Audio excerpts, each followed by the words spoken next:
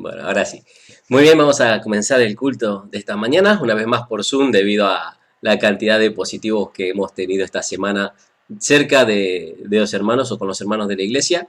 Así que esperamos que para la próxima, que ya vamos a haber pasado la cuarentena, muchos y los demás, estar mejor, pueda ser ya presencial, pero estén atentos al grupo de info por si hay que volver a hacerlo por Zoom o algo.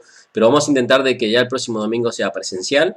También retomamos el próximo domingo, sábado, tenéis reunión de señoras, ¿vale? Las señoras se van a reunir, no se puede tener tiempo de comida, así que vais a tener que disfrutar todo lo que preparáis en casa y vamos a disfrutar solamente de la comida espiritual en la iglesia, también para cuidar el tema de COVID, todos con mascarillas, obviamente, las normas de seguridad, pero próximo sábado sí tenemos reunión de señoras, tenemos reunión de adolescentes y junto con los jóvenes mayores. Va a haber una reunión especial que es reunión de blanco y negro, se llama también. Así que vamos a estar orando para que los jóvenes puedan tener su reunión también allí. Y día martes y jueves, como siempre, tenemos la reunión de oración a las 19 horas. Y el jueves es presencial y por Zoom. Día martes solo por Zoom. Después no tenemos más reuniones que las del domingo, a las a las 11 de la mañana la escuela dominical y a las 12 el culto. Y si todo va bien, tengo que terminar de definirlo esta semana, esto para los maestros de escuela dominical y para los que les gusta trabajar con niños. Si todo va bien y no damos nosotros positivo en COVID ni nada, que podemos ir hasta Barcelona, quizás tengamos una reunión especial de un entrenamiento con el que fue director de Aguana Sudamérica, va a estar aquí y también tomaría la palabra el domingo, así que va a ser un culto también especial, ya que tenemos un predicador invitado. En caso de que no se pueda por tema COVID, que es lo que estamos viendo, por el tema de los contagios, lo veríamos si lo podemos pasar para el último fin de semana de enero.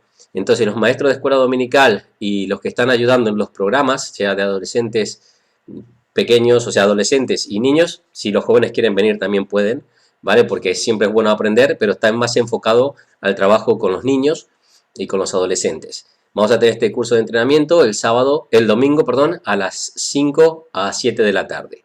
Va a ser presencial y por Zoom, para aquellos maestros que no puedan venir, o porque están lejos, o porque son de riesgo o algo, que no se lo pierdan, vamos a tener también por Zoom. Pero siempre va a estar definido por cómo vaya el avance de los positivos, sobre todo en casa, porque de venir se tenían que quedar hospedados aquí.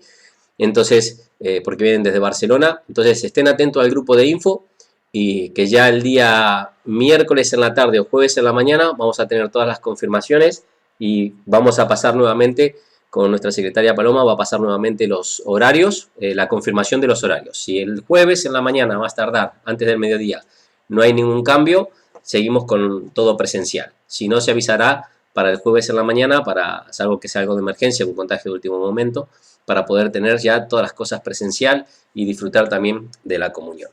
Así que habiendo dado los anuncios, de entrada vamos a orar para poner todo este tiempo en la mano del Señor y vamos a tener un tiempo también, una lectura bíblica. Vamos a orar.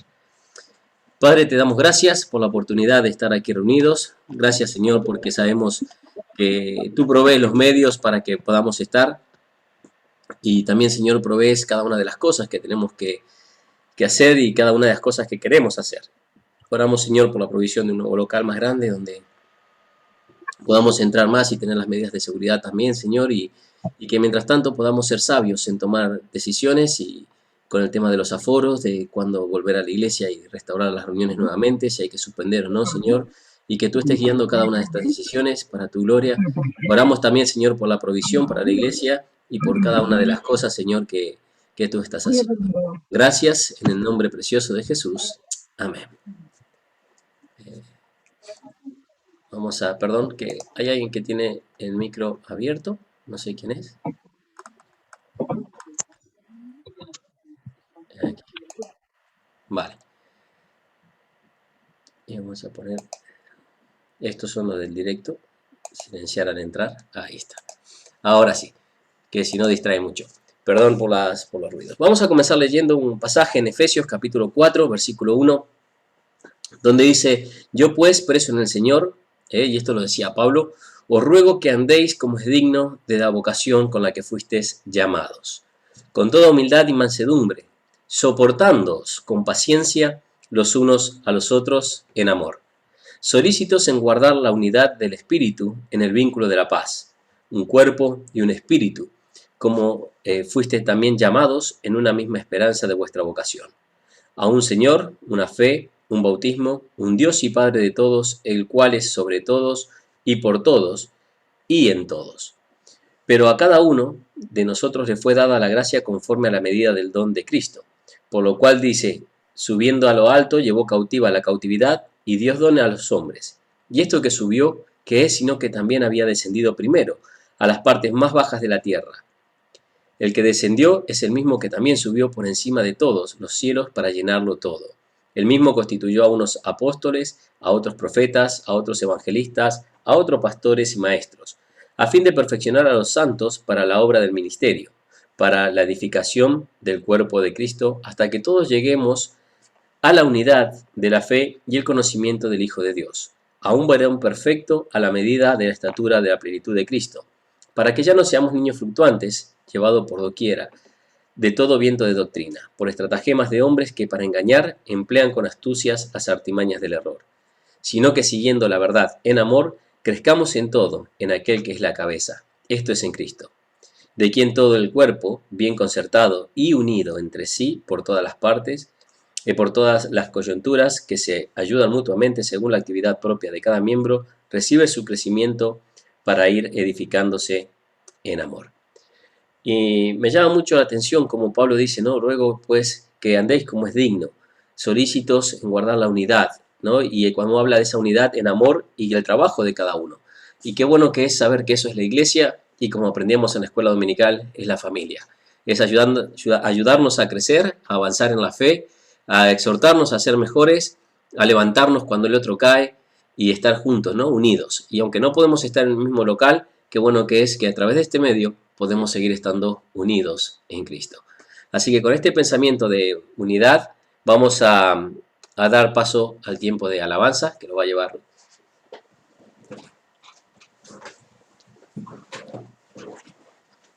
Bien, buenos días a todos. Y bueno, tenemos situaciones adversas a nuestro alrededor y debemos convivir con ellas, con esas situaciones adversas, pero en medio de la adversidad todavía podemos declarar que Él es el Rey, que Dios es el Rey. Amén. Y yo he buscado en el diccionario de la Real Academia Española qué significa declarar, ¿no? Significa manifestar o hacer público o dar a conocer. Entonces vamos a dar a conocer al mundo que Dios es el Rey, aún en medio de la adversidad. Así que vamos a cantar y tenéis toda la libertad de poneros de pie, de alabar al Señor como queráis. Yo hoy tengo que estar sentadita porque tengo este hermoso fondo y no puedo levantarme, pero no pasa nada, hacedlo como queráis, tenéis libertad y vamos a declarar que Dios, que el Señor es el Rey. Amén.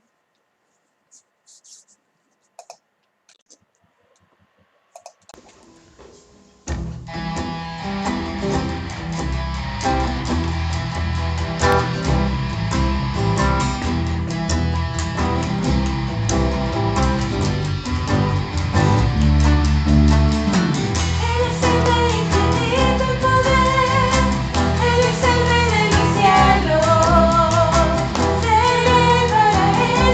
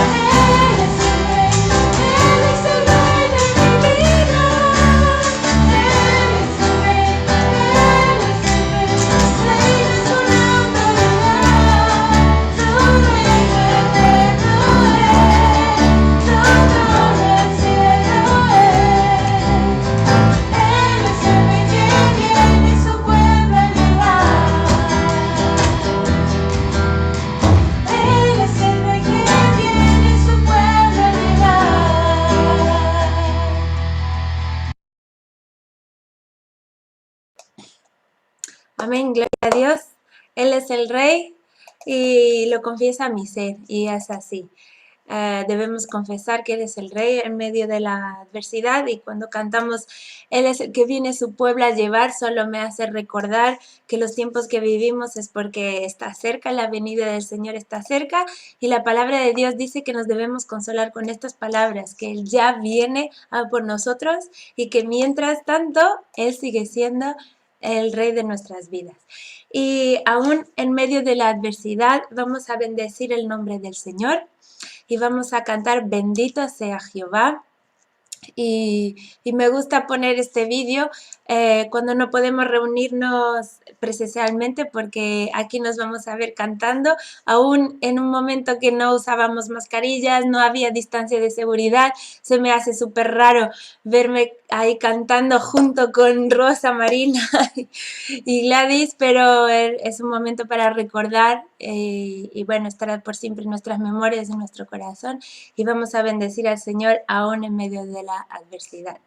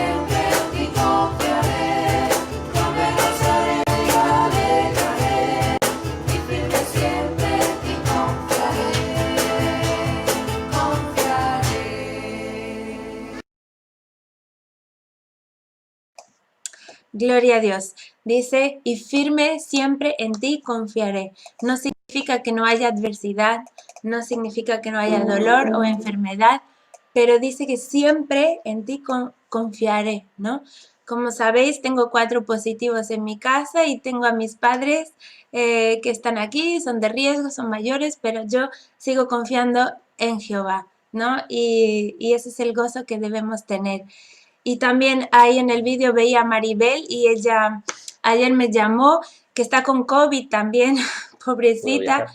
No pudo viajar por el COVID, pero ella está bien, está confiando en el Señor, no tiene síntomas, está prácticamente asintomática, así que dar gracias al Señor porque está cuidando de su pueblo, nos está cuidando y ya pronto cuando se le pase pues viajará y ya la tendremos con nosotros. Así que bueno, seguimos confiando en Jehová. Y en medio de la adversidad no debemos dejar que el enemigo nos quite nuestra identidad, ¿no? Y ni nos haga tener prejuicios sobre la identidad de los demás, ¿no? Y ya vais a ver por qué os estoy diciendo eso, porque tiene que ver con la predicación que el pastor va a traer hoy. A veces el enemigo nos hace tener prejuicios sobre la identidad de los demás, pero en Cristo somos todos importantes, somos todos importantes para Dios. Por eso vamos a cantar, yo soy quien dices que soy.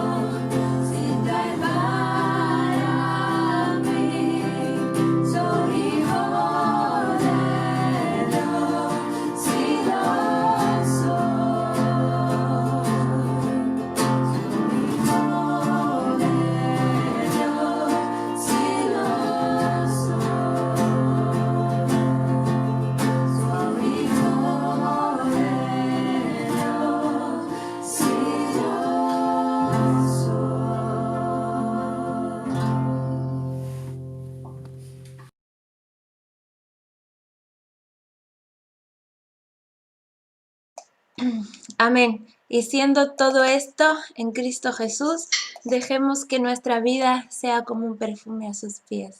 Así que vamos a cantar perfume a sus pies.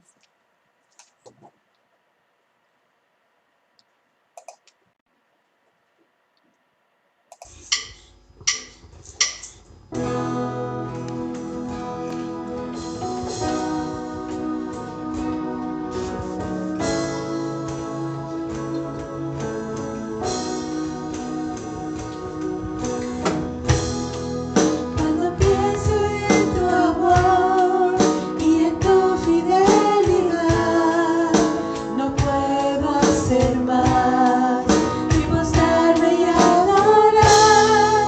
Cuando pienso en cómo he sido, hasta dónde me has traído, me asombro de ti. No me quiero conformar. En probar me quiero más. No me quiero conformar. En probar me quiero más. Quiero enamorarme más de ti. Enséñame a amarte y a vivir. Guarda tu justicia y tu verdad. Con mi vida quiero adorar. Todo lo que tengo y lo que soy, todo lo que he sido te lo doy. Que mi vida sea para ti, como un perfume a tus pies. Cuando pienso en tu cruz y en todo lo que has dado, tu sangre por mí, por llevar mi pecado. Cuando pienso en tu mano, que así hemos llegado por tu fidelidad. No me quiero conformar. En probar me quiero más. No me quiero conformar. En probar me quiero más. Quiero enamorarme más de ti. Enséñame a amarte y a vivir. Guarda tu justicia y tu verdad. Con mi vida quiero adorar. Todo lo que tengo y lo que soy, todo lo que he sido te lo doy. Que mi vida sea para ti, como un perfume a tus pies.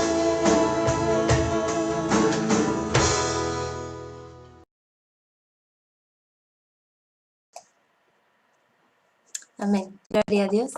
Que así sea. Y en medio de la adversidad, qué bueno es saber que el Señor está aquí, ¿no? Pienso en los que estáis confinados ahora mismo, en sus habitaciones, porque no podéis ir a ningún otro lado. Es bueno saber que el Señor está ahí con cada uno. El Señor está aquí. Entonces vamos a cantar esta canción. El Señor... o sea, la canción se llama Tú estás aquí. Y para mí es como un bálsamo saber que a pesar de todo el Señor está. Entonces vamos a cantar Tú estás aquí.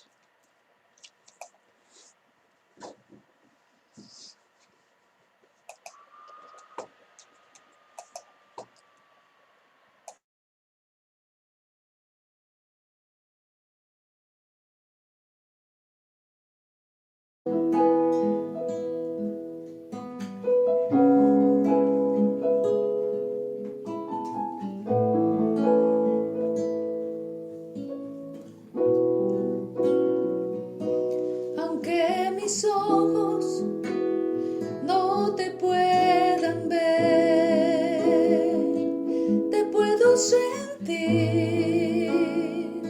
Sé que estás aquí, aunque mis manos no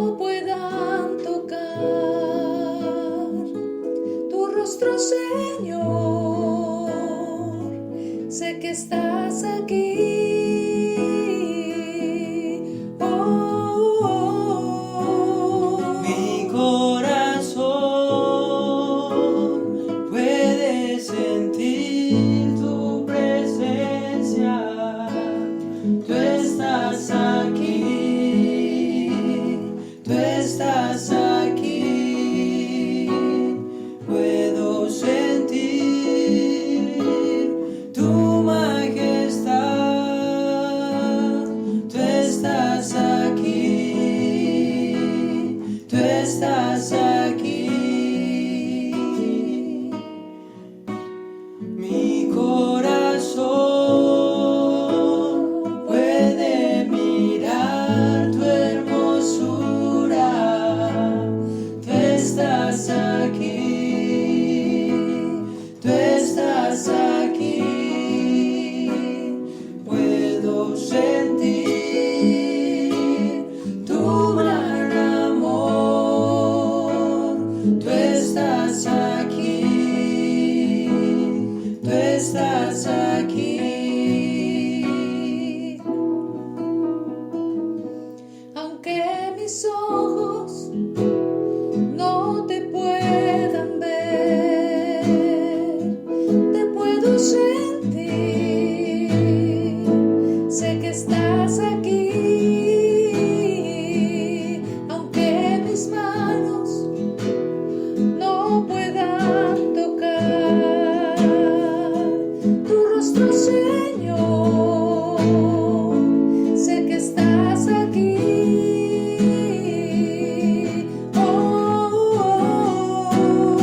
Mi corazón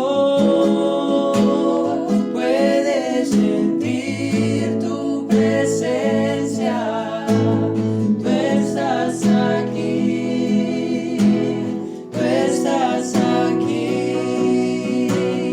Puedo sentir tu majestad.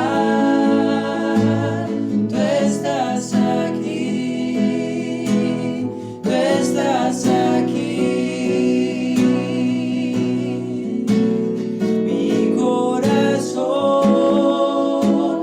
puede mirar tu hermosura. Tú estás aquí, tú estás aquí. Puedo sentir tu gran amor. Tú estás aquí, tú estás aquí. Tú estás aquí, tú estás aquí. Tú estás aquí, tú estás aquí. Tú estás aquí, tú estás aquí.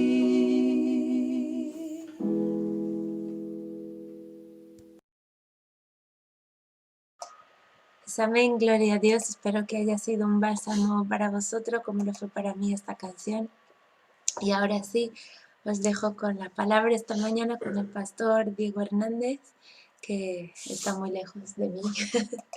Os dejo con él.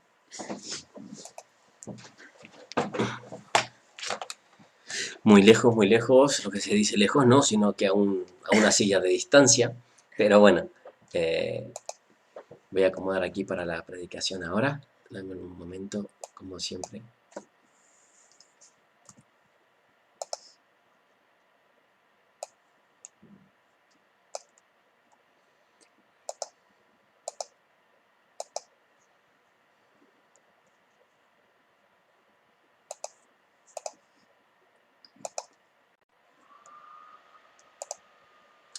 Vale, y como veis, vamos a continuar estudiando el Evangelio de Marcos, capítulo 2, y hoy vamos a ver los versículos 13 al 17, nada más que 4 versículos.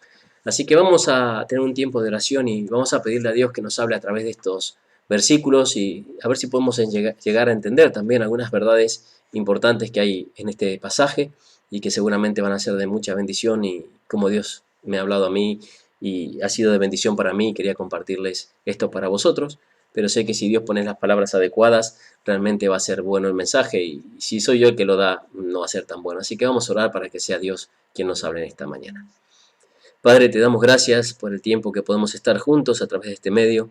Gracias, Señor, por aquellos que se han conectado, y oramos, Señor, por aquellos que por distintas razones no se han podido conectar. y que quizás después van a ver el culto por YouTube o algo, Señor, y tú bendíceles grandemente, Padre, y también nos gustaría poder estar juntos, así que oramos para que pronto podamos volver a la iglesia y poder estar juntos y disfrutar los unos de los otros sin temor a esta enfermedad, a este virus, sin tener que pensar en aquellos que son de riesgo, porque ya dejen de serlo, Señor, y te damos gracias porque sabemos que en tu tiempo, Señor, tú permites todas las cosas, tú sanas, tú das la vida, y también, Señor, tú nos llevas contigo y haces que durmamos en esta tierra. Por eso te agradecemos por todas las cosas que nos das, Señor. Gracias porque confiamos y sabemos que tú siempre estás con nosotros. Y en esta mañana, Señor, queremos que tú nos hables, que nos vuelvas a hablar, Señor, una vez más, a través de tu palabra, a través de tu evangelio, y que esas palabras, Señor, que nos vas a decir a través de mí, Señor, que me pongo en tus manos y te pido, Señor, que seas tú hablando, porque tú eres el que tiene el mensaje, Señor, para hoy, tu Espíritu es el que nos tiene que ayudar. Y te pido, Señor, que ese mensaje pueda llegar a las mentes y a los corazones y que estén dispuestos, Señor, a escucharlas y a atesorarlas, Padre, y que podamos juntos ser una mejor iglesia. Gracias, Señor, por permitirnos trabajar juntos. Gracias por los hermanos que me ayudan a ser mejor y a perfeccionarme. Y gracias por los que yo puedo ayudar, Señor. Gracias porque, como veíamos hoy, somos una familia, Señor, que va creciendo, Señor, para cada vez ser más semejante a ti. Y si hay algo que queremos, Señor, como personas, como hijos tuyos, como iglesia, es que otros puedan verte a través de nosotros. Que podamos ser dignos imitadores tuyos, Señor.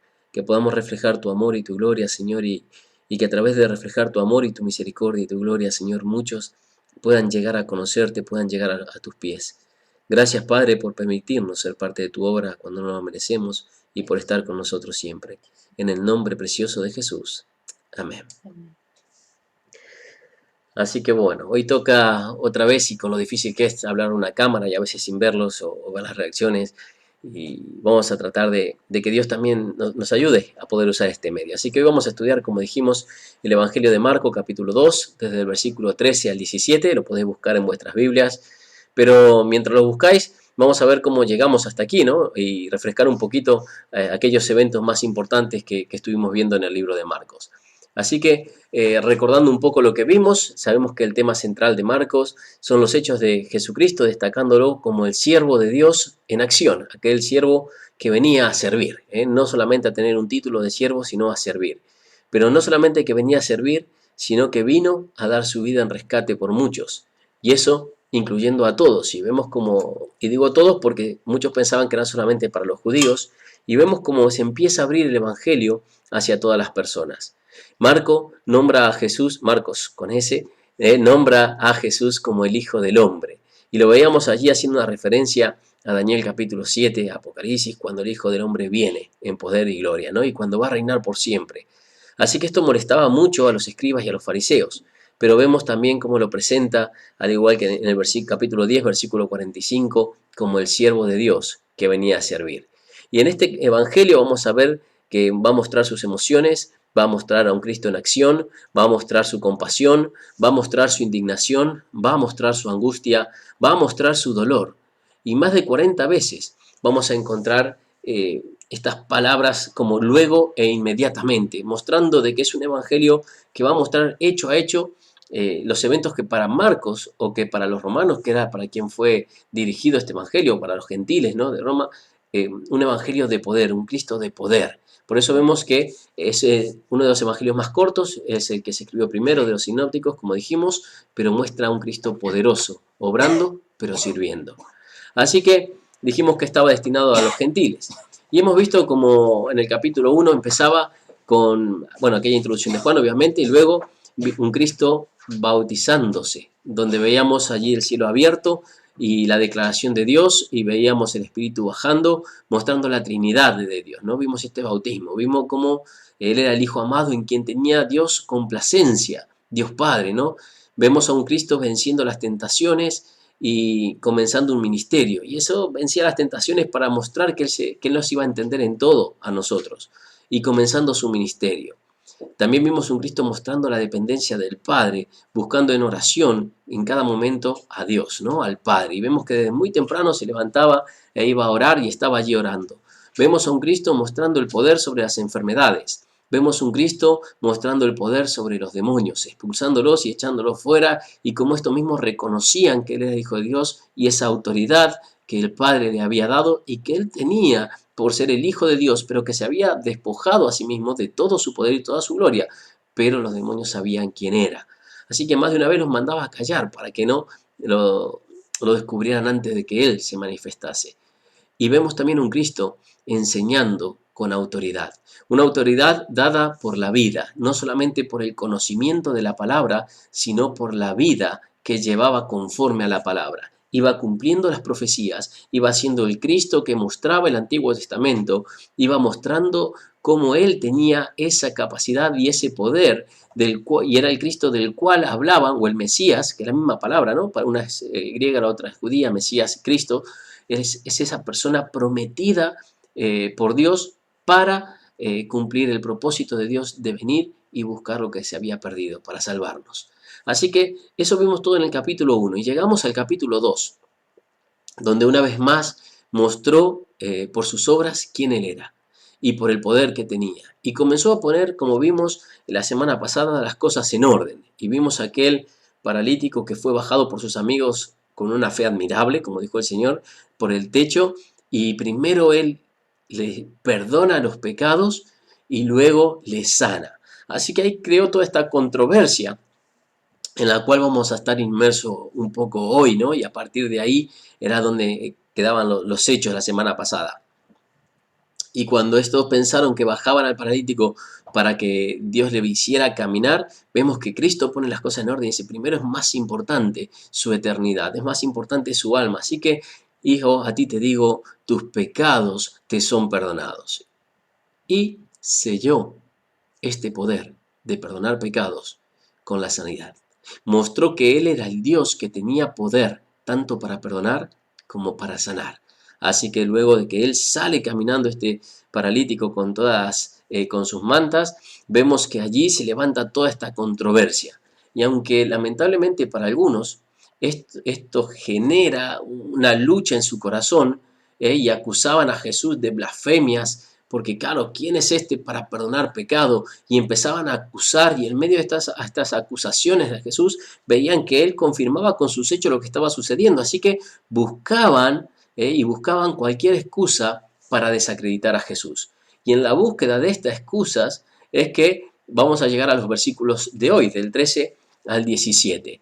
Así que llegamos a estos versículos y podemos decir, si fuera lo que sucede hoy, ¿no es cierto?, que tuvieran la televisión, como decimos, podríamos decir que teníamos a los escribas como en el punto de mira, así investigando allí que dónde podían pillar a Jesús o qué había hecho mal, y dijimos, al equipo de investigación de los fariseos allí tratando de descubrir cómo podían pillar a Jesús en algo que les hiciera mostrar de que era un mentiroso, de que Él no tenía ese poder. Así que obviamente lo tenía, así que por más que estuviera en el punto de mira y equipo de investigación detrás de Jesús, allí investigando todo, los fariseos y los escribas estaban allí investigando todos, pero no encontraban nada. Así que, entre medio de todo esto, vemos que esto tampoco hizo que Jesús fuera intimidado. Él no fue intimidado en nada. Así que siguió haciendo las cosas como las estaba haciendo. Esto de que tenés estos fariseos y este equipo de investigación atrás allí para ver en qué se equivocaba, no intimidó en nada a nuestro Señor. Así que Él no se escondió y Él siguió haciendo las cosas. Y aunque esto formó varios encontronazos, por decir así, con los escribas y los fariseos, Jesús fue tan sabio que dejó que lo investigaran y que buscaran y que dejaran reflejado lo intachable que fue nuestro Señor. Así que en esta búsqueda, lo único que hacían, búsqueda por tratar de desacreditar a Jesús, lo único que hacían era encontrar acciones, hechos, declaraciones y obras que acreditaban más quién era Jesús. Fue sumamente sabio Jesús, aún en sus respuestas hacia ellos. Cuando Él notaba que ellos dudaban o cavilaban en sus corazones, Él dejó que estos se acercaran, que estos miraran, que estos aprendieran, y a pesar de tener tantos prejuicios y todo, no pudieron confirmar nada. A tal punto que vemos que al final del ministerio de Jesús, cuando ya llega a la cruz, tienen que buscar a gente pagados a sueldo para que mintiesen e dieran falso testimonio contra Jesús, al final. Pero vemos cómo Jesús fue intachable. Así que con esto llegamos aquí, a la escena donde vemos en Marcos. Y como dijimos, esto va a traer algunos temas de conflicto de aquella época, pero que también, en cierta forma, se siguen extendiendo hasta hoy, ya que muchas veces ha dado que hablar entre los que no conocen a Cristo, o los que lo conocen a media, o los que creen conocer a Cristo, o la iglesia, ¿no? Y la mentalidad que forma es la misma que tenían los fariseos muchas veces, o los escribas. Es que la iglesia o la sinagoga en aquel momento, o el templo o la religión, era para un grupo, no era para todos. Eso es lo que ellos pensaban y formaban en su mente. No todos merecen. Los no creyentes, muchas veces aquellas personas que no creen en Cristo y que no han estado en la iglesia, tienen dos tipos de prejuicios muy marcados, ¿no? Que hoy se trasladan al cristianismo, y eran un poco como estos escribas y fariseos, que ellos creían que la religión era solamente para ellos, porque ellos eran los únicos buenos, así que formaban estos prejuicios en la gente. Los prejuicios siguen estando hoy, como decimos, y van contra la iglesia y van contra el cristianismo verdadero. Y estos prejuicios, vamos a ponerlo allí, vamos a dividirlo en dos grandes grupos, aunque después los podemos subdividir, ¿vale? El primer grande grupo es los que dicen, la iglesia es para los buenos. Allí va toda la gente que se cree santa. Y yo soy demasiado malo para estar en la iglesia. Dios no me puede perdonar a mí. Yo no merezco eso. O mira, ahí en la iglesia son todos tan santos que yo voy ahí y me siento juzgado, me siento menos, me siento acusado.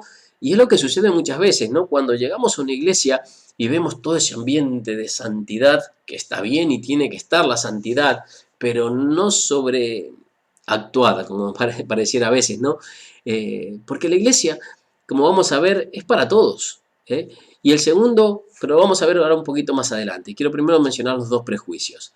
Y el segundo es que la iglesia es para las personas pobres, enfermos, drogadictos, alcohólicos, gente con necesidad.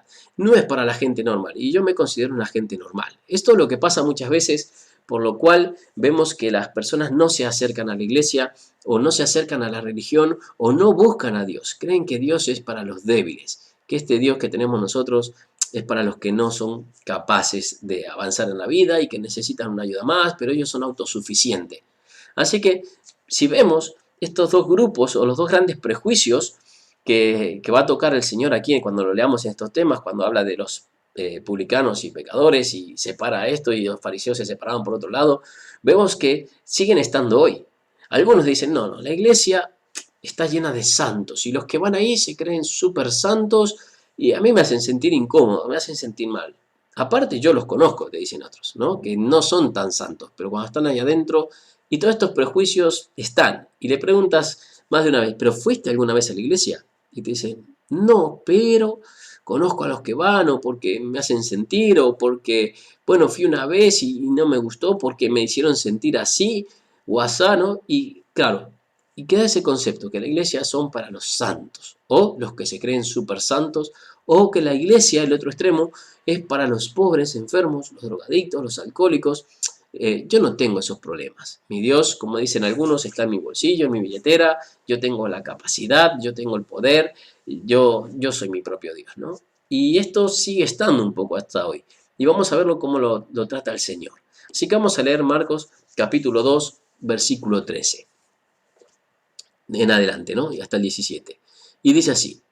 Después que sanó a este paralítico, después que le perdonó los pecados, y sana al paralítico y se enfrenta a los fariseos, ¿no? Y a los escribas que estaban allí para acusarles y que habían venido de Galilea y de todos lados. Después de esto, volvió a salir al mar.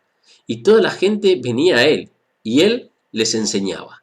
Así que vemos que Jesús, como dijimos, todas estas acusaciones, todos estos que le decían que eran blasfemias, que no le intimidó en nada al Señor. El Señor seguía haciendo su ministerio, seguía haciendo lo que tenía que hacer, que era enseñar la palabra. Y aquí vemos la primera lección, porque de forma muy rápida no nos vamos a detener hoy en esto, pero cuántas veces cuando quieren intimidarnos, o nos hablan mal, o nos gritan, o nos insultan, o nos tratan de ya nosotros tomamos la decisión de no hablar más. Bueno, no hablo más y me evito problemas. No, tenemos que hacer lo que el Señor nos llamó a hacer, lo que el Señor nos mandó a hacer. Y aquí Jesús nos muestra eso. Se levantaba controversia, había adversidad, lo estaban persiguiendo, tenían los equipos allí de investigación, los fariseos y los escribas y bueno, todos aquellos religiosos que querían acusar a Jesús y encontrarle en qué le podían pillar, pero él no frenaba de enseñar, él seguía haciendo su ministerio. Y vemos, bueno, que sale por el mar, allí al lado del mar, y la gente venía a él y él les enseñaba. Versículo 14. Y al pasar, vio a Leví, hijo de Alfeo, sentado en el banco de los tributos públicos, y le dijo, sígueme. Y levantándose, le siguió. Aconteció que estando Jesús a la mesa, en casa de él, muchos publicanos y pecadores estaban también a la mesa, juntamente con Jesús y sus discípulos, porque había muchos que le habían seguido. Y aquí aparece este grupito selecto. Y los escribas y los fariseos, viéndole comer con los publicanos y con los pecadores, dijeron a los discípulos, ¿qué es esto? Que él come y bebe con los publicanos y los pecadores. Al oír esto, Jesús les dijo, los sanos no tienen necesidad de médico, sino los enfermos. No he venido a llamar a los justos, sino a los pecadores. ¡Wow! A ver, recapitulemos un poco. Marcos, capítulo 1, versículo 16, Jesús llama a dos pescadores, Simón y Andrés. Si bien dicen que Simón tenía su barca, porque después vemos en otros pasajes que tenían, no pone que tenían gente trabajando con ellos ni nada, eran dos pescadores, ¿vale? Quizás de una clase social baja o escasa. Versículo 19, llama a Jacobo y a Juan, los hijos de Zebedeo, ¿no? Que eran pescadores y que tenían jornaleros, porque dice que ellos estaban remendando sus redes, las dejan y deja a su padre con los jornaleros. Si vamos a esa época, no muchos tenían la capacidad de tener jornaleros. Para tener jornaleros o gente trabajando en casa, ya tenías que ser de una sociedad media alta. Así que llamó a unos muy pobres, quizás, por decir así. Aquí vemos que llama a Jacobo y Juan, unos de clase media, pero de repente, ahora va a ser otro llamado totalmente distinto. Y ahora va a llamar a uno de una clase social alta, porque los publicanos eran de clase social alta. Ellos cobraban impuestos para Roma y se quedaban siempre con alguito porque les dejaban cobrar, los romanos les dejaban cobrar de más, mientras que ellos le paguen su parte y ellos se iban enriqueciendo. Por tanto, llama a alguien de la clase social alta, pero traidor a los judíos. Llamó a un traidor. Y recordando que Jesús acababa de curar y perdonar a los pecadores, a este paralítico, como dijimos, se levanta esta gran rivalidad, los escribas y los fariseos los venían siguiendo. Jesús no estaba haciendo buenas amigas con esta gente. No estaba haciendo cosas para agradar a los religiosos de la época. Él sale a la orilla, al lago, en medio de la multitud que le seguía, va a llamar ahora al traidor, a aquellos que los judíos lo tenían como alguien despreciable porque era un trabajador de Roma, era uno que se abusaba porque cobraba de más, eran llamados publicanos, eran de lo peor, casi peor que los pecadores. Tenían fama de cobrar más que los debidos, de abusar de su posición para tener su economía. No eran queridos porque no les dejaban ni siquiera participar en el templo. Ellos tenían prohibido el acceso al templo. Eran colocados por debajo, digamos así, a nivel social para los fariseos y los escribas, ¿no? Aquellos que defendían a los judíos a rajatabla, junto a los ladrones y a los homicidas. Por eso no se les permitía ni siquiera entrar al templo o a las sinagogas. Así que vemos que en un momento, quizás a este Leví, que sabemos que es Mateo, el autor del Evangelio, lo llaman los romanos primero y le ofrecen dinerito. Y este hombre, por este dinero, se deja expulsar del templo. Así que vemos que su amor al dinero era bastante grande, más que la religión. Sacrifica por tener una buena posición económica, quedó hecho un traidor ante sus amigos, ante su familia, seguramente porque muchos de los publicanos, salvo que su familia apoyara esto porque se enriquecía ilícitamente también, pero eran considerados también traidores, sino estos eran expulsados de su familia. Así que vemos aquí a alguien que era un traidor, expulsado de la religión, expulsado del templo. ¿Por qué? Por amor al dinero. Y el Señor lo ve y lo llama entre tantos que le seguían. Ahora fíjate cuánta gente habría que le seguía allí cuando él sale al río. Cuánta gente habría que serían mucho más piadosos, mucho más misericordiosos, mucho más buenos que este Leví. Ahora el Señor llama a Leví y le dice, sígueme. Y a partir de ahora vemos que en cierta forma le está diciendo, Leví, deja todo, renuncia a todo y ven en pos de mí. Perderás tu estatus, perderás tu posición con Roma, ya la perdiste con los judíos, así que ya no puedes. Y recordemos que cuando ellos dejaban de cobrar impuestos para Roma, si ellos abandonaban el puesto, eran considerados como rebeldes a Roma. También, por tanto, ya nunca más, como desertores de Roma, por tanto, nunca más podían volver a ocupar un puesto igual. Si Leví se levantaba en ese momento de la mesa y empezaba a seguir a Jesús y dejaba de cobrar los impuestos, perdía todo. Ya había perdido su religión, había perdido o ser acepto en su religión. Quizás él seguía creyendo, ¿no? Pero los judíos no lo aceptaban. Había perdido su estatus ante los judíos porque era un traidor. Ahora perdía su estatus ante Roma porque era un desertor. Leví, cuando se levanta de esa mesa para seguir a Jesús, estaba dejando todo. Así que vemos que el Señor no hace una acepción, como vemos, de personas, sino que Él va a llamar a quien está dispuesto a responder. Y esa es la gran diferencia. Eso es lo que tenemos que entender. La iglesia no está llena de malos ni de buenos. Está llena de personas que están dispuestas a reconocer su condición y a seguir al Maestro. O debería estar llena de estas personas.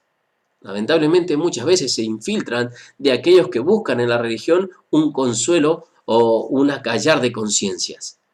Pero aquí vemos que los que estaban siguiendo habían dejado todas las redes, habían dejado a sus padres, y ahora Leví dejaba hasta su trabajo, dejaba lo que le daba el dinero y aquello que era para él tan importante que en un momento fue más importante que su familia y que su pueblo.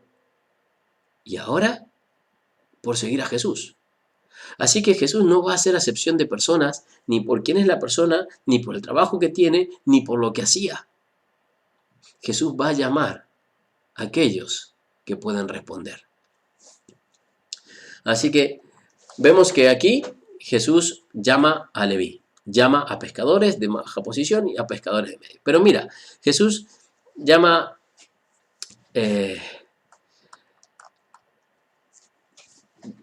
Así que bueno, quiero leer otro pasaje, estaba buscándolo. Así que vamos a leer Mateo 13:44, para entender lo que seguramente entendió Mateo. Quizás no lo entendió en ese momento, sí quiso entenderlo, o quizás ya lo sabía o lo conocía, o vio algo tan especial en Jesús que entendió esto. 13:44, cuando él escribe esto, dice, el reino de los cielos es como un tesoro escondido en el campo. Cuando un hombre lo descubrió, lo volvió a esconder, y lleno de alegría fue y vendió todo lo que tenía y compró ese campo. También se parece el reino de los cielos a un comerciante que andaba buscando perlas finas. Cuando encontró una de gran valor, fue y vendió todo lo que tenía y la compró. O sea, Mateo está diciendo aquí que él encontró en Cristo un tesoro mayor que lo que era el dueño de su corazón, que aquel estatus o aquella posición económica que era lo que gobernaba en su corazón. Eso es lo que el Señor busca. Busca personas que entiendan de que el reino de los cielos es más importante que todo lo demás, que es el tesoro escondido que vale la pena cuando encontramos a Cristo dejar todo por conseguir lo que Cristo nos quiere dar. Vale la pena vender todo por tener aquello que Cristo nos quiere dar. Esa es la diferencia. Así que vemos que este cobrador de impuestos nos escribe aquel pasaje tan bonito que dice, ¿no? Más buscad primeramente el reino de Dios y su justicia, y lo demás será añadido. Él entendió que en Cristo estaba completo, que ya no necesitaba todo. Así que tenemos que mostrar a las personas y tenemos que entender nosotros que la iglesia y que la religión, por decirlo así, o el grupo donde estamos, no es un grupo de personas buenas o santas, no es un grupo de personas pobres o enfermas y drogadictas que necesitan que alguien les salve exclusivamente, no. porque vamos a ver que el Señor va a poner a todos en una misma condición después. Pero aquí vemos que Dios llama a su iglesia, llama a su pueblo, llama a que le sigan a aquellos que entienden la importancia del reino de los cielos. Aquellos que están dispuestos a dejar todo por hacer lo que Dios quiere que hagamos. Así que Jesús le hace el llamado a las personas y el primer llamado que va a hacer Jesús, o el llamado, es a servirle, es a cambiar los valores. Le dice, sígueme. No le dijo, mira, voy a hacer esto, o te voy a dar aquello, o te prometo que si me sigues vas a tener... No, no, no. Sígueme. Sígueme porque la eternidad es más importante que este presente. Sígueme porque lo que has visto en mí, Mateo, o has oído de mí, Leví, va a ser de que sea mucho mejor todo lo que yo te puedo dar que lo que tú puedes conseguir. Lo vemos en Mateo, pero si vamos un poco más adelante, Filipenses capítulo 3, versículo 7, el apóstol Pablo, alguien que también entiende esta verdad y que él estaba trabajando para ser alguien entre los escribas y los fariseos, alguien del Sanedrín, alguien importante en el templo, estudiando a los pies de Gamaliel, entiende la verdad del llamado de Cristo y escribe en Filipenses 3, 7 para nosotros, para que lo entendamos, dando su testimonio, dice, pero cuantas cosas eran para mí ganancia, las he estimado como pérdida por amor de Cristo. Y ciertamente aún estimo todas las cosas como pérdida por la excelencia del conocimiento de Cristo Jesús, mi Señor, por amor del cual lo he perdido todo y lo tengo por basura por ganar a Cristo y ser hallado en Él, no teniendo mi propia justicia, que es por la de la ley, sino la que es por la fe en Cristo, la justicia que es de Dios por medio de la fe, a fin de conocerle y el poder de su resurrección y la participación de sus padecimientos, llegando a ser semejante a él en su muerte. ¡Wow! Pablo era otro, ¿no? De los que el Señor llama, de los que va a componer su iglesia, de aquellos que van a ser pilares. Y si miras, aquí llama a alguien totalmente diferente. Es más, llama a alguien del grupo que lo estaba buscando y que estaba persiguiendo a los que creían en Jesús. Pero alguien que iba a entender la verdad del Evangelio. Y el Señor llama a Pablo a servirle. O sea que vemos que el Señor compone su iglesia y llama a personas que puede cambiar su corazón. Personas que van a dejar que Él cambie su corazón. No los llama por lo que es, no los llama por sus capacidades, no los llama por lo que pueden creer que son, sino por lo que Cristo puede hacer. Por lo que Cristo puede hacer. Lucas capítulo 14, versículo 33 dice que cualquiera, dice de cualquiera, ¿no? Vamos a leerlo, dice, así pues, cualquiera de vosotros que no renuncia a todo lo que posee, no puede ser mi discípulo. Así que primero vamos a ver, vimos que Cristo seguía, no se dejaba intimidar, el ejemplo de Cristo seguía haciendo su ministerio, pero sigue llamando personas. Segundo, Cristo llama a todo tipo de personas. Y lo vemos en el ejemplo de los apóstoles y de las personas que llamó a servirle. Ahora aquí dice, cualquiera de vosotros. Y si lo leyéramos al revés, en la parte positiva del versículo, podríamos decir, así que cualquiera pues de vosotros, o sea, de nosotros, que renuncia a todo lo que posee, puede ser mi discípulo. ¿No? Si lo leemos en afirmativo, en negativo, porque el versículo dice, así que cualquiera de vosotros que no renuncia a todo lo que posee, no puede ser mi discípulo. Por tanto, puede ser mi discípulo todo aquel que renuncia a todo lo que posee. Esto significa que cuando nosotros entendemos quién es Cristo, cuando escuchamos el llamado del Señor, debemos primero tener bien definido quién es Cristo. Tenemos que tener bien definido qué es también lo que nos define. Si nos va a definir el entender quién es Cristo y el querer ser hijo de Dios, o nos va a definir nuestra posición, nuestra carrera, nuestra ideología. Lucas nos enseña que para ser de Cristo tenemos que dejar todo. Eso significa que todo tiene que estar en un segundo lugar. No dice que no va a haber tiempos difíciles. Es más, la Biblia habla de que va a haber tiempos difíciles. Y tiempos en los cuales vamos a querer volver atrás. Pero debemos recordar el llamado. Por eso leímos hoy unos pasajes que hablaban del llamado. Tanto al empezar el culto, como ahora, como estamos leyendo, ¿no? El llamado. ¿A qué te llamó el Señor? El Señor te llamó a servirle. El Señor te llamó a seguirle. Y el resto, Él va a hacer. Él nos capacita, Él nos da dones y talentos, Él dice constituyó a unos apóstoles, maestros. ¿Por qué? Porque Él nos va a preparar siempre y cuando estemos dispuestos a renunciar a todo lo que poseemos, a renunciar a nuestras metas. Pablo tenía una meta preciosa, servir en el templo junto a los pies de Gamaliel quizás, y de repente todo eso cambia de dirección y ahora va a servir a aquel al cual perseguía. Filipenses 3:14 dice, prosigo a la meta, al premio del supremo llamamiento de Dios en Cristo Jesús. Ayer veíamos este pasaje con los niños, en los atletas. Qué precioso, ¿verdad? Al premio del supremo llamamiento de Dios. El llamamiento, el llamado de Dios es algo supremo. No es algo para menospreciar. No es algo para tener a un costado. No es algo para tenerlo ahí como una tarjeta de cumpleaños o una invitación a ver cuándo la voy a leer. No es un cupón de descuento. No, no, el llamamiento del Señor es para usarlo ya. Es para comenzar ya. Porque es algo supremo, es algo que tiene la supremacía, es algo que es lo primero. Y cuando entendemos esto, empezamos a dejar el resto de lado.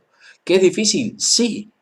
Pero en Hebreos 12:2 dice, puesto los ojos en Jesús, el consumador de la fe, el cual por el gozo puesto delante de él sufrió la cruz, menospreciando el oprobio, y se sentó a la diestra del trono de Dios. Hebreos 12:13 te dice, o nos dice, considerad a aquel que sufrió tal contradicciones de pecadores contra sí mismo, para que vuestro ánimo no se canse hasta desmayar. ¿Ves? El llamado de Dios, claro, hay que dejarlo todo, hay que empezar a servir, hay que cambiar nuestra vida, hay que cambiar nuestro corazón, hay que cambiar nuestra mente. ¿Cómo lo hacemos? ¿Son demasiados? Pues no, puesto los ojos en Jesús, vamos caminando. Pablo no lo había alcanzado, dice, no pretendo haberlo alcanzado, sino una cosa hago, prosigo, me extiendo a lo que está delante.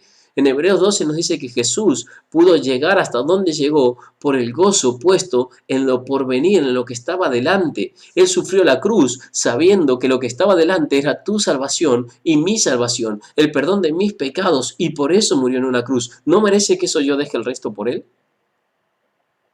Claro que lo merece.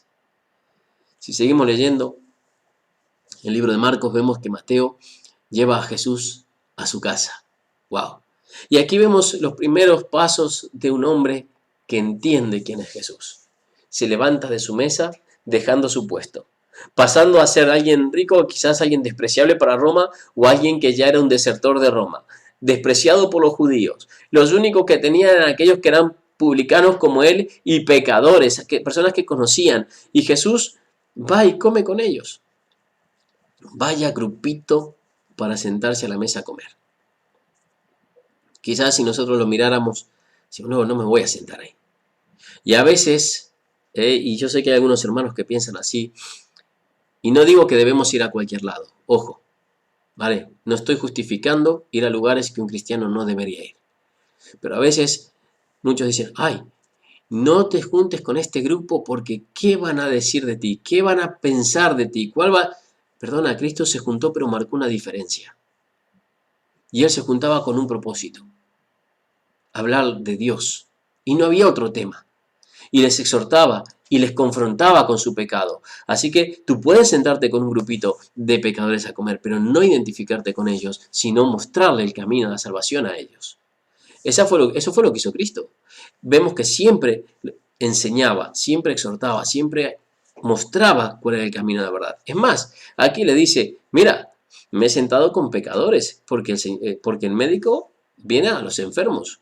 Y estos me necesitan la redención, porque yo soy el camino, la resurrección y la vida. Nadie viene al Padre si no es por mí. Así que me siento con los que necesitan para que me vean, para que me conozcan y para que me reciban. Y este hombre, Leví, Mateo, se levanta de esa mesa y lo primero que hace, lleva a Jesús a su casa a cenar. Primero, qué honor, ¿no? Que Jesús pueda venir a cenar con nosotros a pesar de lo que somos. Sí, porque Jesús no hace excepción de personas. Si a Jesús lo invita, Jesús va. Es así. Invítalo a tu corazón y Jesús entra. No le importa cuántos pecados ha habido ante nuestra vida. Cuán malos hemos sido. Lo que le importa es que querramos estar con Él, con esta disposición. Porque Él le dijo a Leví, sígueme, y Leví lo siguió. Si tú estás dispuesto a seguirle, Jesús no le importa tu pasado, porque va a hacer algo bueno con tu futuro. Así que allí vemos que hace algo distinto. Así que, ¿qué es esto que Jesús come con publicanos y pecadores? ¿Qué es esto que tal se sienta en tal lugar con tal persona? ¿Por qué prejuzgamos? Y nos volvemos como los escribas y los fariseos. ¿Por qué no vemos qué está haciendo el hermano sentado con ellos? Y qué bueno sería que si ves a un hermano sentado quizás en un grupo, en una terraza, te acerques y le ayudes a hablar de Cristo. Porque seguramente va a estar hablando de Cristo. Porque si no, no había razón para sentarse con publicanos y pecadores. Era para que le conocieran. Así que ve y habla de Cristo tú también allí. Él no debe juzgar. Pero esto de ser jueces nos gusta tanto que se traslada hasta el tiempo de hoy. Y hoy, cuando entra alguien a la iglesia, somos más jueces que otra cosa.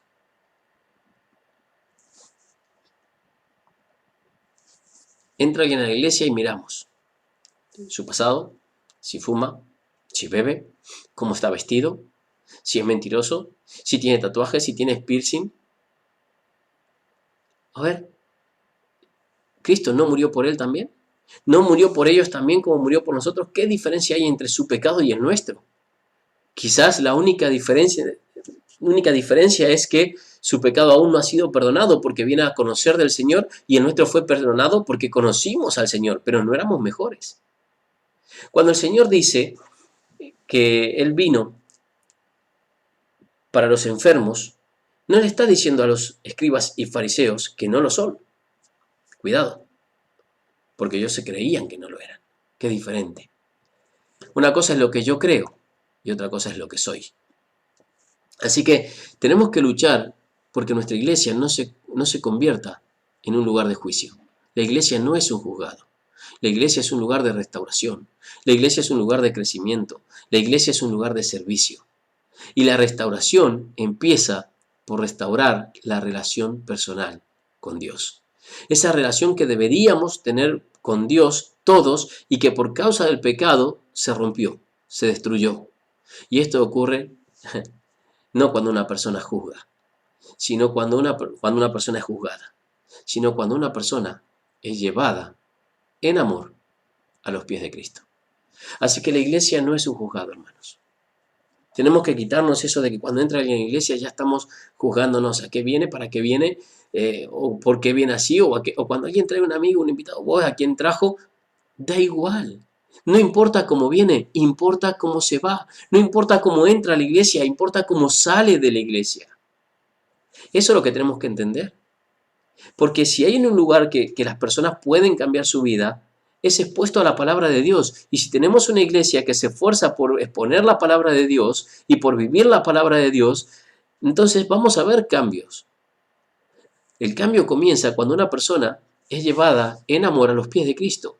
Cuando conoce su amor y su obra en la cruz se hace efectiva en su vida. Cuando una persona recibe a Jesús como Salvador, allí entra el Espíritu Santo y comienza un cambio interior que por la palabra se va a ver reflejado en su exterior. Pero juzgamos más el exterior que el interior. Y a veces ni siquiera somos pacientes y queremos que todos los frutos sean instantáneos. Y si la persona no cambia así, ya está perdida. Dejemos de juzgar, dejemos de ser como los fariseos. Recordemos que nosotros también somos enfermos, que necesitamos de Cristo y necesitamos seguir mejorando y cambiando nuestra vida.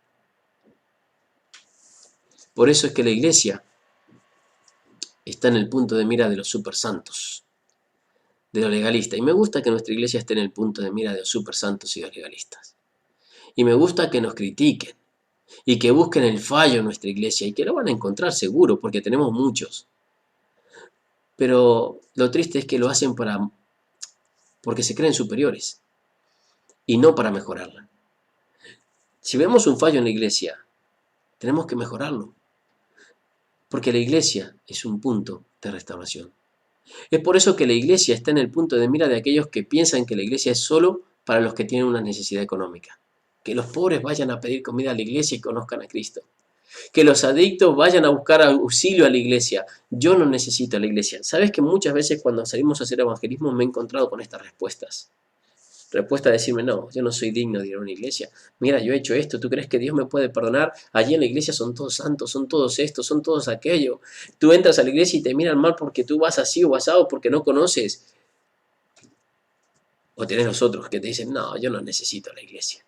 La iglesia es para los pobres. La iglesia está para ocuparse de aquellos que tienen necesidad y no ven que por dentro tienen un pecado que se lo está comiendo, que es peor que cualquier cáncer y cualquier enfermedad, porque está allá adentro, se llama orgullo, se llama ego, se llama soberbia, y está allí comiéndose todo por dentro, y cuando se den cuenta, quizás sea tarde, porque va a ser en el juicio. Así que tenemos que hacer que las personas cambien la visión de la iglesia, y que vean la iglesia como no un juzgado o un lugar donde van a juzgar, sino un lugar de restauración, un lugar de crecimiento, un lugar donde el amor de Cristo reine y que hagamos las cosas como las hacía Cristo. Si vemos, el Señor nos dejó este ejemplo. Dice que Dios no hace acepción de personas. Lo leemos en el libro de Santiago, ¿verdad? Aquí dice, porque los ricos y los pobres y enfermos, dice que el Señor no vino a llamar a los justos, sino a los pecadores. Y lo primero que quería que reconozca Jesús aquí, no le estaba diciendo, yo no vine para vosotros, escribas y fariseos. Yo no vine para vosotros y vine solo para los publicanos y los pecadores, vine para aquellos... No. Le está diciendo, los publicanos están con los pecadores porque son pecadores. Y vosotros, escribas y fariseos, son tan pecadores como ellos. Como ellos. No he venido a llamar a los justos, sino a los pecadores. Fariseos y escribas, vosotros también estáis siendo llamados, pero no queréis oír. Creéis que por lo que sois, alcanzáis a la talla. Dais la medida. Sois hijos de Abraham. Sois los que cumplís la ley. Y olvidáis que no hay justo ni aun uno. Y que Pablo lo cita en Romano, como está escrito, no hay justo ni aun uno. No hay quien entienda, no hay quien busque a Dios. Olvidáis que Romanos 3:23 dice que todos hemos pecado. Y si leemos Santiago, que también era judío y fue uno de los llamados y que entendió la verdad, dice, les decía, si en verdad cumplís la ley real conforme a las escrituras, amarás a tu prójimo como a ti mismo, bien hacéis. Pero si hacéis acepción de personas, cometéis pecado y quedáis convictos por la ley como transgresores. Porque cualquiera que guardare toda la ley, pero ofendiese en un punto, se hace culpable de todo. Fariseos, escribas, estáis haciendo acepción de personas, estáis cometiendo tanto pecado como ellos. Vosotros también necesitáis a Cristo, pero no os estáis dando cuenta. Es lo que le decía el Señor. El Señor le decía en cierta forma, vine por ustedes también, pero tenéis que reconocer vuestra enfermedad. Mirá lo que dice en Juan a estos religiosos y al resto del mundo. Primera de Juan 1:8 dice, si decimos que no tenemos pecado, nos engañamos a nosotros mismos y la verdad no está en nosotros. Y si decimos, el versículo 10, que no hemos pecado, le hacemos a Él, a Dios, mentiroso y su palabra no está en nosotros. ¿Ves? Dios no vino para hacer acepción de personas. Cristo no vino para hacer acepción de personas. Cristo vino a buscarnos. A buscar al fariseo, a buscar al escriba, a buscar al publicano, a buscar al pecador. A buscar al leproso que necesitaba sanidad y salvación, y al buscar al escriba que necesitaba cambiar su orgullo y ser salvo. Así que, fíjate, si hacemos un pequeño examen con lo que hemos leído nada más, y agarráramos Deuteronomio 6:5 y dice, amarás a Jehová tu Dios de todo tu corazón y de toda tu alma y con todas tus fuerzas, vemos que Leví va en esta dirección, pero los fariseos y los escribas infringieron un punto. Y amarás al Señor tu Dios con todo tu corazón y con toda tu alma y con toda tu mente, dice en Marcos capítulo 12, versículo 30. Y con todas tus fuerzas, este es el principal mandamiento. O en el 31 dice, y el segundo es semejante, amarás a tu prójimo como a ti mismo. No hay otro mandamiento mayor que este. Así que, fariseos y escribas, ¿amáis a Leví o lo tenéis como un publicano y traidor? ¿Lo amáis? ¿Amáis a estos pecadores o los apartáis y los separáis de vosotros? Yo los amo, por eso no los separo de mí. Si hay alguien que los puede cambiar, soy yo, decía Cristo. Pero si hacemos acepción de personas, si juzgamos a las personas, Y nosotros no nos damos cuenta que somos igual que ellos porque estamos infringiendo la ley continuamente. Porque ¿quién de nosotros ama realmente a Dios con toda su mente, con toda su alma, con todo su ser? ¿Quién? ¿Quién ama a su prójimo como a uno mismo? Si cuando miramos más por nosotros que por el prójimo. Jesús nos está diciendo aquí que hay dos tipos de personas, sanos y enfermos, antes de conocer a Cristo, por decirlo así. Sin Cristo somos todos enfermos, todos pecadores, todos malos, todos egoístas. Con Cristo somos sanados y perdonados. Así que a estos fariseos y escribas le estaba diciendo el Señor, como dice José Mota, pecador, que sepa que ser eres. Ahora, si lo quieres reconocer o no es otro problema, pero que sepas que ser eres. Por eso es que cada uno de nosotros necesitamos a Cristo. Necesitamos ver la obra de Cristo en nosotros, esa obra de amor que cuando no lo merecíamos lo hizo en nosotros y vino y murió por nosotros para darnos vida a nosotros, para que nosotros podamos hacer lo mismo con los demás. Es por eso que la iglesia tiene el deber, no solamente la obligación de mostrar el carácter de Cristo. Y todos en la iglesia deben ser bienvenidos. Y todos deben ser bien atendidos. Y todos deben ser llevados a Cristo.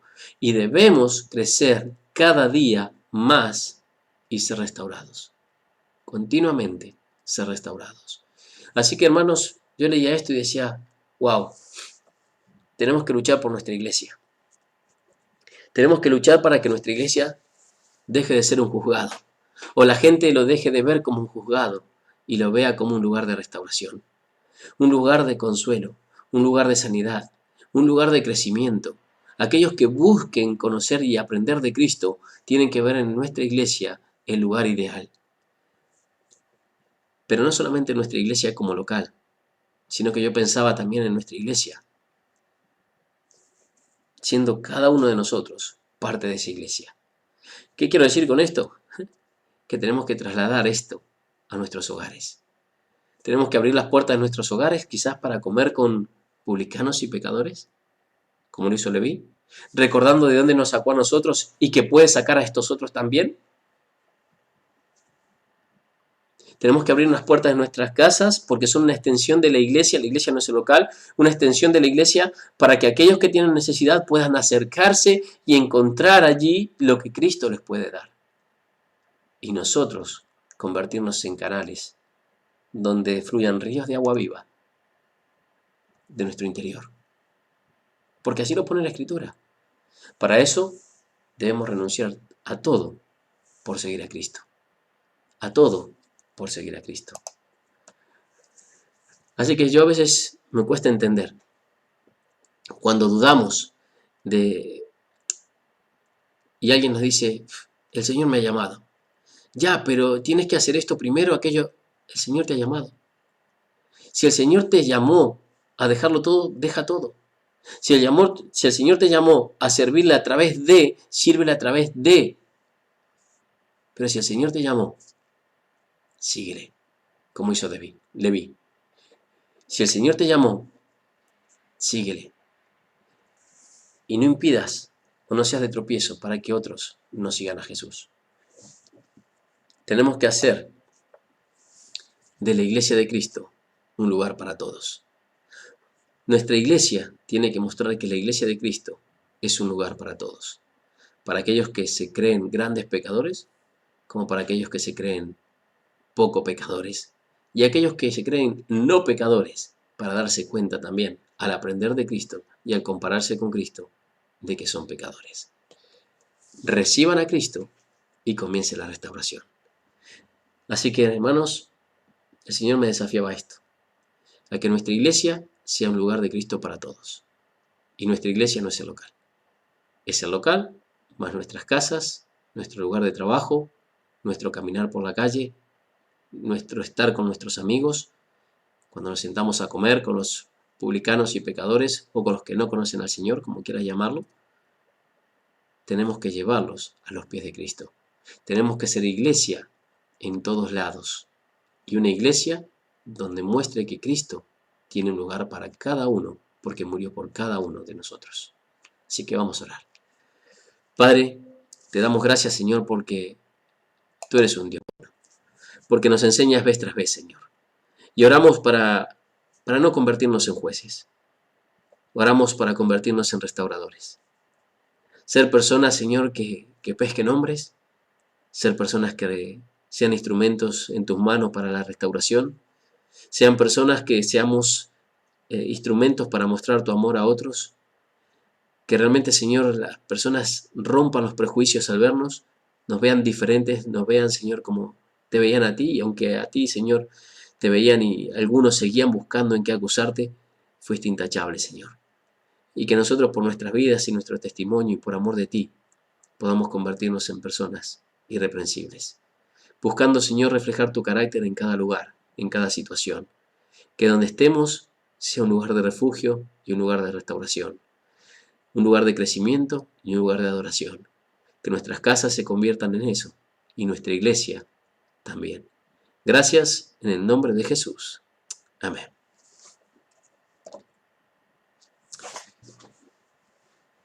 Así que bueno, seguimos estudiando el libro de Mateo.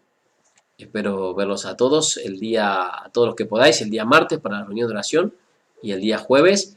Y ya ir atento a los grupos de info, por favor, porque vamos a ir actualizando la información según el estado que vayamos viendo de los contagios y todo lo demás. Ahí le vamos a dar más trabajo a nuestra secretaria Paloma, que va a ir poniendo los informes. Y también oremos por todos aquellos que están enfermos, que tienen que hacerse estudios, que con esto del COVID a veces se retrasan, aquellos que tienen que dar negativos o que han dado positivo, que los pasen con síntomas leves, y por cada uno de los casos que se va compartiendo en el grupo de intercesión, ¿vale? Muchas gracias y voy a cortar ya mismo la grabación.